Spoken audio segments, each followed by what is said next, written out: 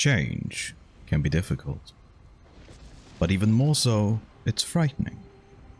The act of breaking a routine and taking a stride into something different is a harrowing proposition to most, but that fear is often a complete exaggeration, and those who shewn defiance to it may come to know the inconceivable wonders that change may bring. As a longtime fan of the God of War series, I was ecstatic to see Kratos again after so many years, as were many other. A test. She taught you to hunt, yes? Yes, sir. Then show me what you know.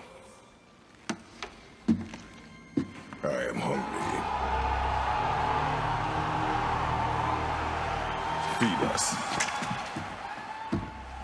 That said, the sudden shift in character and, more importantly, the gameplay was something that did initially concern occasional fans and dedicated enthusiasts alike. To make grand sweeping alterations in the presentation of a fictional universe and its characters can be a monumental risk. Changing too much and it's hardly recognizable. Change too little and it may feel like a bland regurgitation. Fortunately, the good folks over at Santa Monica Studios proved empirically that they know how to strike a good balance between the old and the new. Considering the hardships these people went through to make this game a reality, it only felt fair that I should make an effort to experience every last detail of their collective work, including the soul-crushing challenges they so meticulously craft. So join me, won't you, on a journey to every corner and crevice of the wild north as I complete God of War 100% on God mode.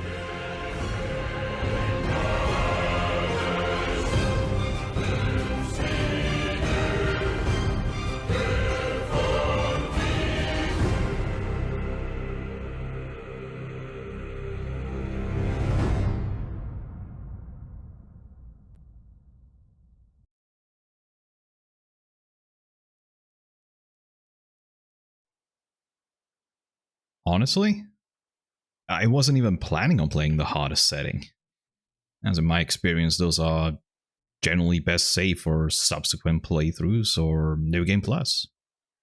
But after a short deliberation, I decided to just roll with it, and come whatever may.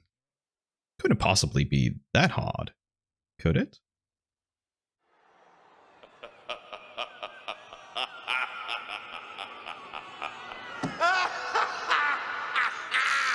And just look how happy he is.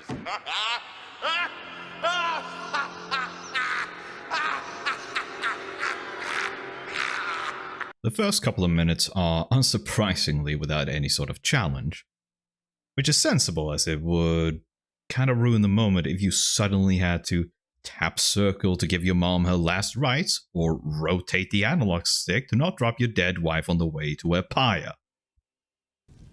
Faye, Kratos' late wife and mother of Atreus, had two final wishes.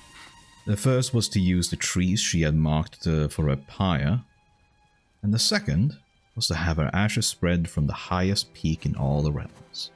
Note the plural there, as it will become important later. It was hers. Now it is yours.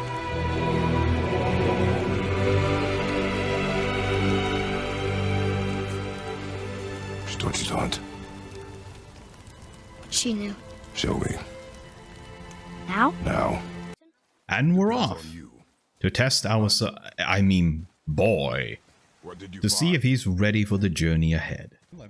After a brief moment of Atreus showing bad form and Kratos trying to work on his anger issues, Only fire! Only fire when I tell you to fire. we arrive at the first enemy encounter of the game. This is where my confidence hits a wall and slides meekly down to the floor. Repeatedly.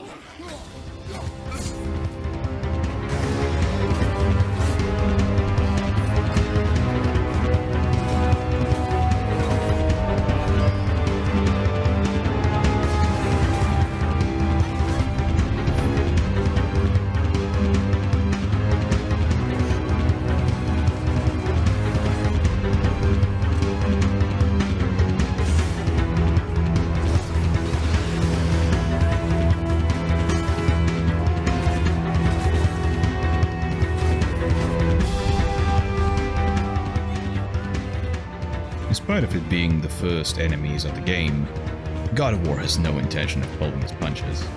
Plus 2 or so Draugrs at a time might not look that bad. The fact that Kratos only has enough HP to tank 4 hits, and there's no way of restoring your health, this results in a brutal first encounter. With a bit of practice though, I finally managed to ice the final Draugr.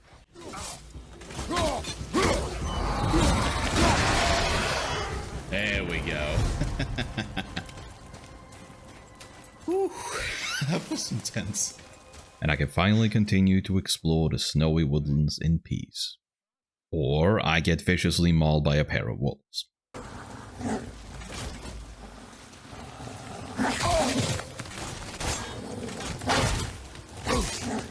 Oh, Jesus. Fuck. Ow, ow. After the wolves have ate their last woo, I retrace my steps and enter a small ruined structure to solve a Northern chest puzzle. Once I whack the 3 runes hidden in the area, I can open the chest and get my first Ethan apple, an important item that will increase my maximum health every time I collect a total of 3. I trudge through some more Draugr and mangy mutts, as well as some light puzzling, as this is a God of War game after all. Off the beaten path, we also find a mural containing some lore pertaining to the Norse setting. Oh, look! It's Skull and Hati, the giant wolves who chase the sun and moon. Not to mention some major foreshadowing. What's happening there at the end? They eat the sun and moon? And then everybody fights? Afterwards, Atreus finally gets a second opportunity to prove he really can become a bowmaster.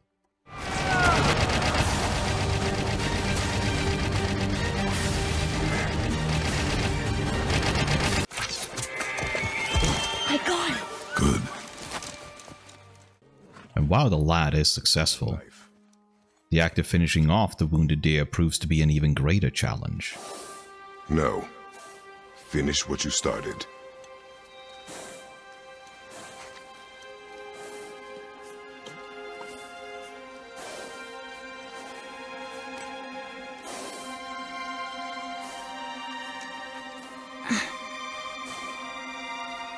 I can't.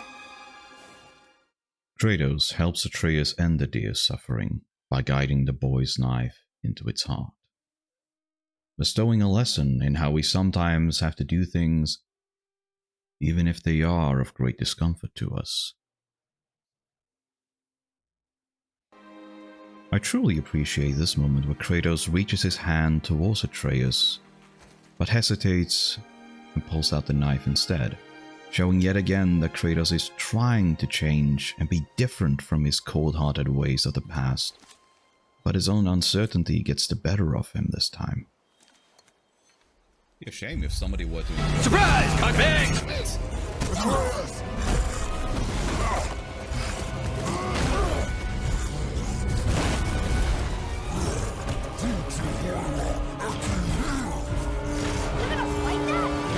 We have no choice. Now we get to face up with what could be considered the first mini-boss of the game, Deithy Kupna, which roughly translates to Death of a Merchant or Death Merchant. Though his name sounds unpleasant, he's actually nice enough to let us look over the combat tutorial for Atreus in peace. Take your time. Whilst the troll's attacks aren't too challenging to dodge, the fact that I can only take damage about twice means there's little room for error. About 15 minutes later though, the troll stumbles, and Kratos gets to try out some new chiropractic adjustments on his neck. Oh, I'm hurt! Oh, my neck! My back! My neck and my back! Oh, I want to hunt it and fix it! Ah! Atreus kinda loses his cool right here, defiantly stabbing the corpse and spitting insults. Luckily, I know just how to soothe an angry child. Boy, Cool it, or there will be no McDonald's. Kratos shows immense disappointment, but also concern over his son's lack of restraint.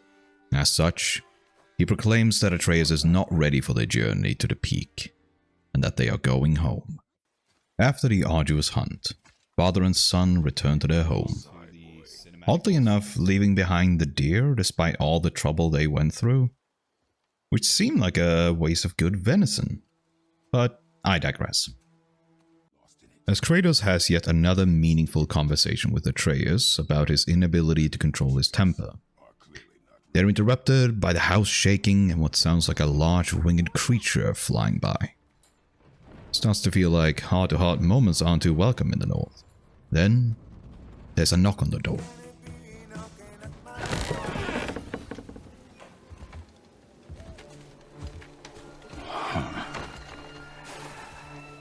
I thought you'd be bigger.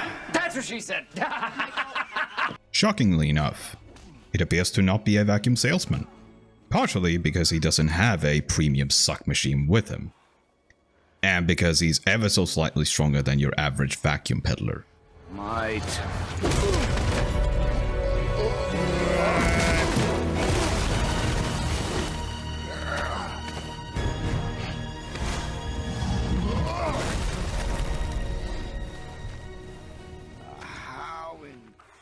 This is where we get our first proper boss encounter, the Stranger.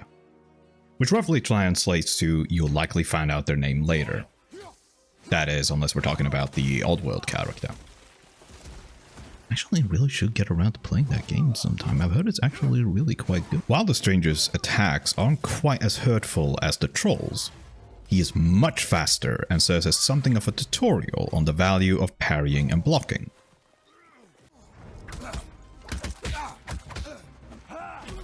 Not to mention unleashing Kratos' Spartan rage. Fine. Maybe whoever it is you got stashed in that house will. Now he yanking. Whilst I take a few deaths during the final phase, the fight on the whole isn't too challenging, as we're still very early in the game.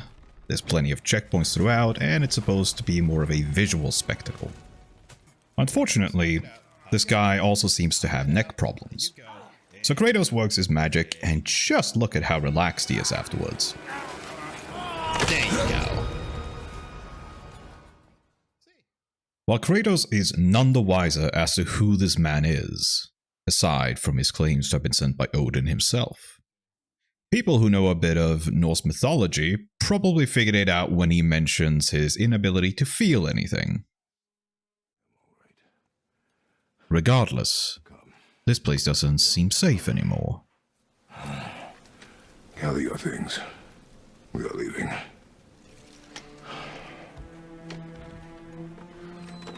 Thought I wasn't ready. You are not.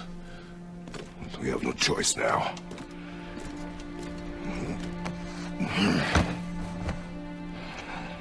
Prove me wrong. Yes, sir.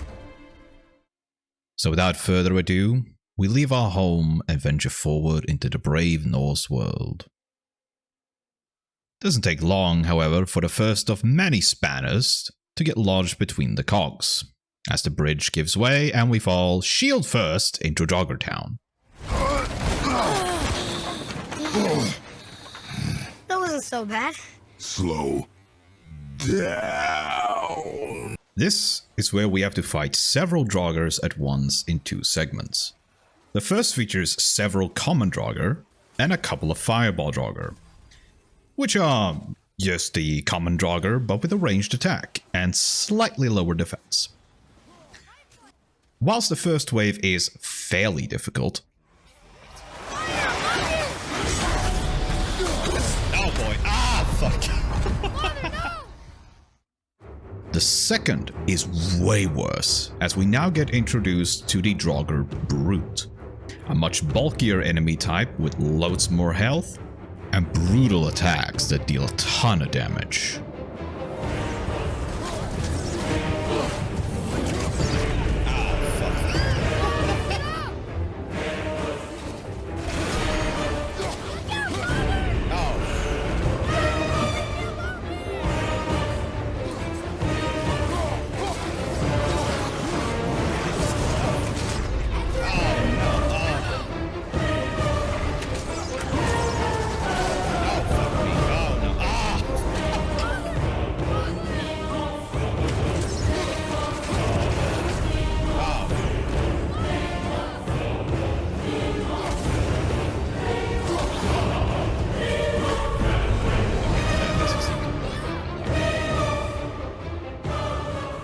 I was stuck here for over 15 minutes, and eventually even began to resorting to axe tossing while maintaining my distance. A tactic that would see repeated use in the early parts of this game.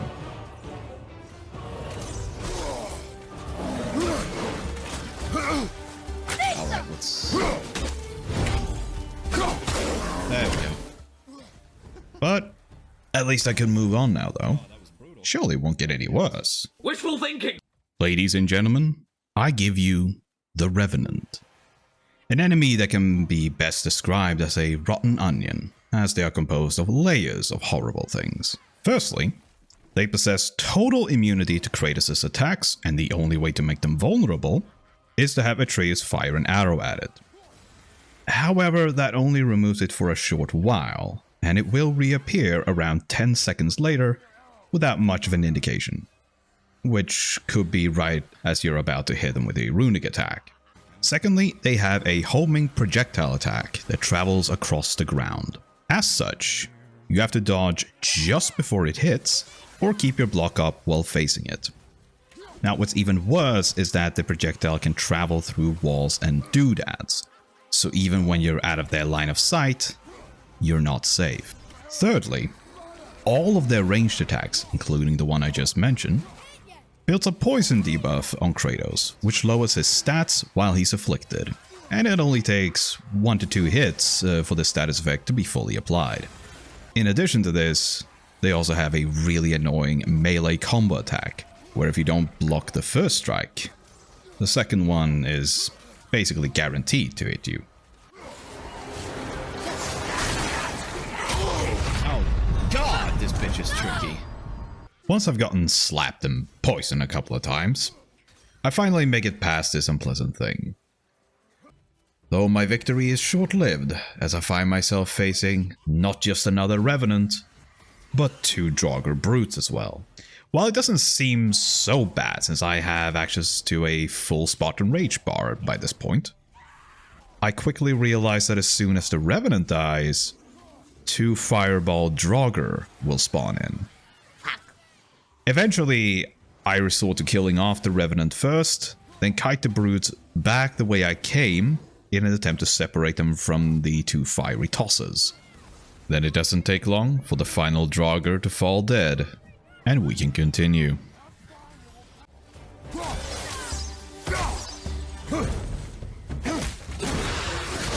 Laura kill him. There we go. Or are they getting tougher to beat? Yet we are still here. Ooh. Soon afterwards, we have our first and only encounter with humans. Sigmund, your knives. So many days without meat. Meat? Wait, us? Behind me. What if they change like the others? Strip off their meat. This fight is mine alone.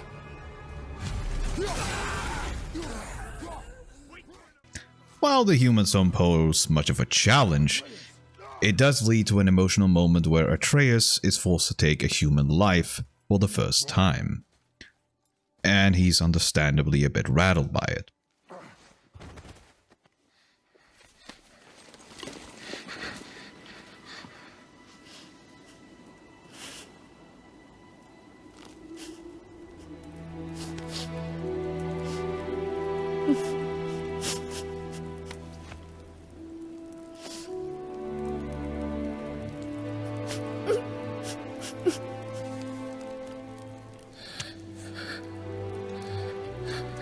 Close your heart to it. Kratos tries his best to console the boy. But can you guess it? They're rudely interrupted again!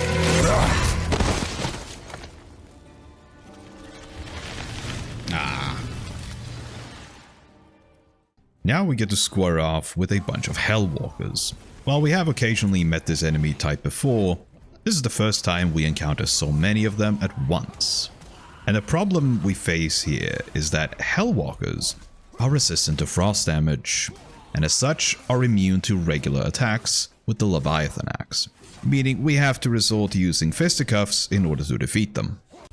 while your fists and shield don't deal much damage, what it does do is build something called stagger on enemies struck. If the stagger bar reaches its zenith, we can use an execution on the enemy, which will instantly kill most man-sized enemies and severely damage larger ones. This is our best and only way to deal with the Hellwalker enemies. For now. As we get back on our path, we find someone whose travels have also hit a bit of a snag. A dwarven blacksmith has some trouble with his bird, lizard, basilisk, tauntaun. Anyway, Atreus channels his inner Eliza Thornberry and deduces that the beast is scared of something in the trees on the other side of the bridge. So he asks his dad to give the birch enthusiast a little scare. Trust me just this once. Please. Catch. Oh, lay off! We haven't started yet! Come on! Who threw that? You were right. Our resident dwarf tells us a bit about himself. How he's a little guy that lives in a blue world.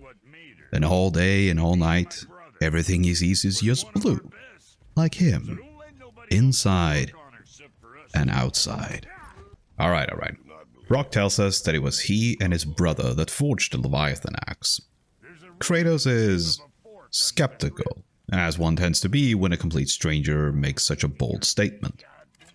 But he's eventually convinced when the dwarf shows he's got part of the brand that's present on the grip of the axe. I got half of it right here, see? Look, you want I should upgrade her or not? Very well. I expect an improvement. Now we have access to the shop, where we can craft and upgrade our equipment, as well as sell the artifacts we collected on our journey. Rock also gives us a frozen flame on the house, a material that's used to upgrade the Leviathan axe, which provides a permanent increase to our strength stat. Yeah, resources and all that. Okay.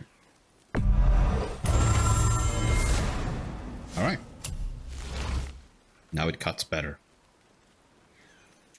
Once I finish up my shopping, the Draugr that were laying in ambush by the trees have returned, allowing me to test out the cutting proficiency of my beefed up axe. While I do take a death initially, this gaggle of Draugr isn't too bad, as I can rather easily separate the brute from the flaming flingers. With the brute taken care of, the rest shouldn't be too much of a problem. But after taking some bad damage, I do have to resort to using the safer method of axe tossing until I can find some green blobs of health to stomp. Once the Draugr are no more, I do a quick little rerun of the previous area, grabbing whatever loot I missed on the first round, which includes another Ethan apple. We also get some additional lore, pertaining to how Thor got his well-deserved comeuppance after slaying the stone giant Hrungnir, as he gets pinned underneath Hrungnir's corpse. Thor really should have figured it never pays to get stoned on the job. Well, now that I'm done scrounging for supplies and collectibles, all that remains is the road ahead. A path no doubt beset with tons more disgruntled denizens and precarious puzzles. But that is something we will have to tackle in the next video. Hey, you made it to the end. The name's Dvalarog, and this is the first video I've ever made, and I'm truly grateful you took the time to watch it. If you enjoyed it, I'd appreciate it if you gave it a like, and feel free to subscribe. If you didn't like it, well, that's okay. There's a button for that as well. While my video editing is still slow and inconsistent, I do stream every Monday through Thursday on Twitch and YouTube. If a cosmic horror playing a variety of video games on the hardest setting is something that speaks to you, then by all means, drop by. Nothing